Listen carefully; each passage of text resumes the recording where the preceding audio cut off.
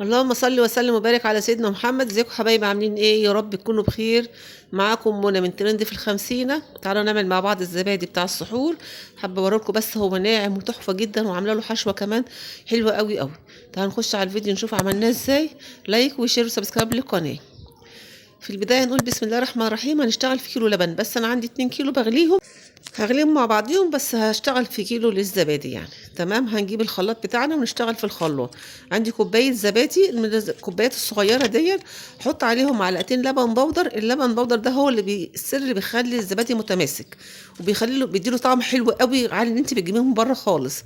تمام. حطيت عليهم كيلو اللبن وهديهم ضربه في الخلاط مده دقيقه واحده بس كده. المهم الزبادي يدوب مع اللبن. تمام. خلاص كده يعني ضربته ضرب لحد ما عمل وش وريم كده. جيبي بقى الكوبايات، جيبي الطواجن، ايه اللي موجود عندك عايزه تفضي فيه فضي اي حاجه يعني.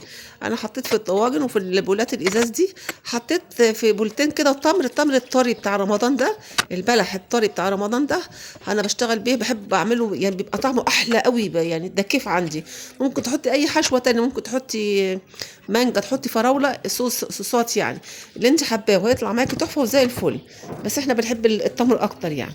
خلاص خلصت، حطيتهم وحطيت عليهم ميه سخنه، غطيتهم بالاسترتش وحطيتهم في الفرن لمده، يعني الفرن كنت مدفياه وحطيته فيه لمده ساعتين. بعد ساعتين طلع بالطريقه دي. خلاص بعد ما غطيته كمان يعني. بعد ساعتين طلعته وهبتدي احطه على الصينيه التانية. شلته من الميه بقى خلاص، واحطه في التلاجة كده ساعتين كمان. هيطلع معاكي زبادي زي العسل، عظمه، طالع تحفه جدا.